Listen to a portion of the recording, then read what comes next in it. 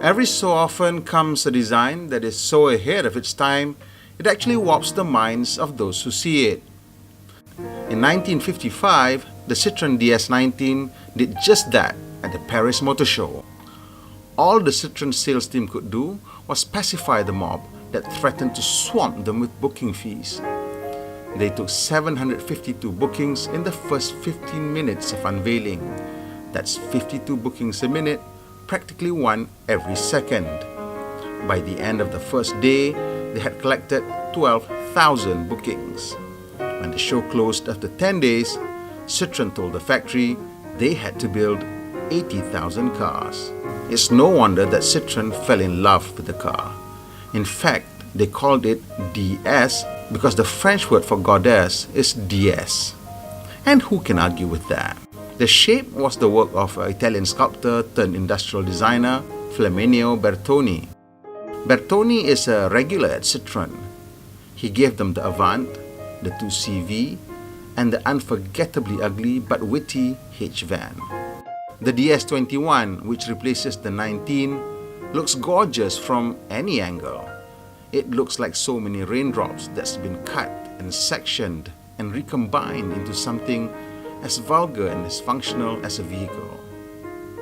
Every surface looks so natural, so perfect.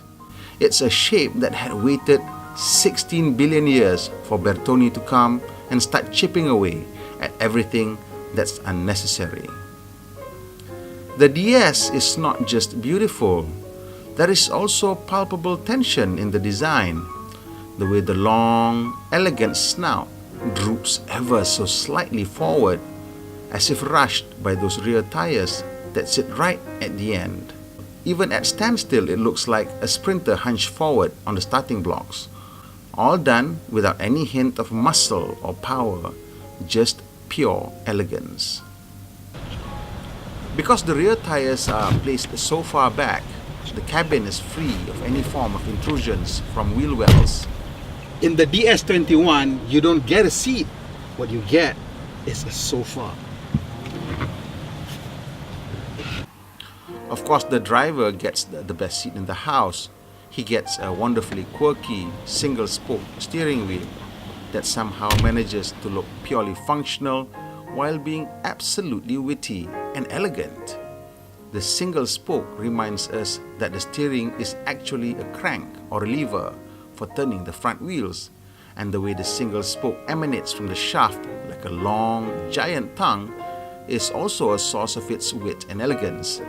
It's almost as if Bertoni was sticking his own tongue out at the driver or at the very idea of the car itself. Among the more interesting features that you get in the main instrument cluster of the DS21 is the electronic rev counter and the speedometer that has that interesting marking for stopping distance on dry road. For example, at 60 miles per hour, the stopping distance is 250 feet. If you go up to 85 miles per hour, the indicated stopping distance is 500 feet. And if you dare to go 110 miles per hour, it's 800 feet before you come to a dead stop. Under the bonnet sits a 4-cylinder engine.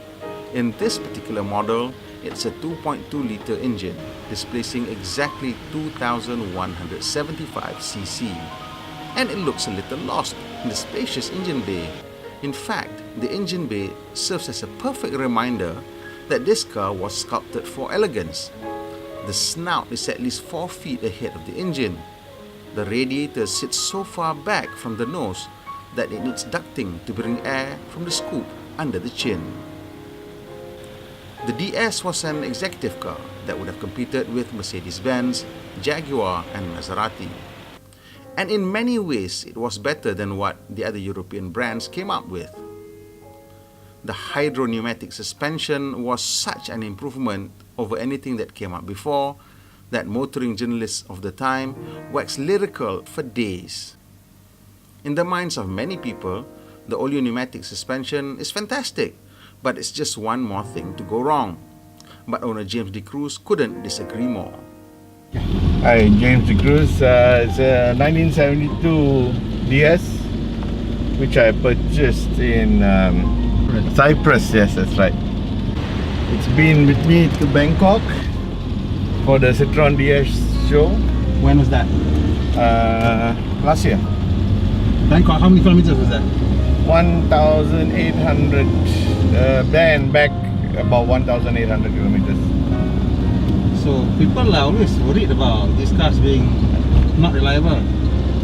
Didn't have a problem with it, nothing whatsoever. And now I'm planning end of this month to do another run to Vietnam or Cambodia, depending on which country. I don't need a pass for the car. Today we brought along a modern interpretation of the idea of the DS. It comes in the form of the DS5. The DS5 is a luxury hatchback and the first model to come out under the DS brand. Citroen felt that DS should be its own brand, so they gave the Citroen DS5 a makeover and relaunched it as the DS5. Just no more Citroen in the name, that's all.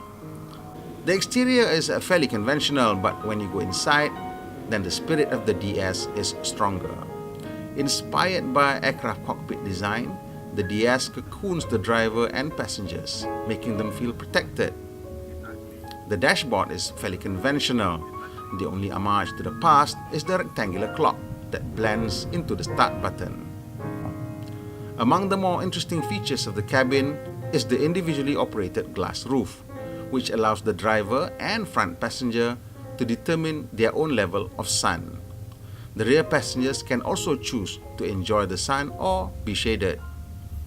The center of the roof is also lined with control switches for the head-up display. The roof-mounted switches adds to the glamour of the cockpit-inspired design. Overall, the DS5 feels quite special inside. While it may never be compared to the original DS other than in name, it is an interesting interpretation of modern luxury. A break from the norm. Well, okay, it's not a clean break, but at least a deviation. And for that, we should celebrate the effort. If enough people buy the DS5, maybe it'll give Citroen the courage to be more adventurous.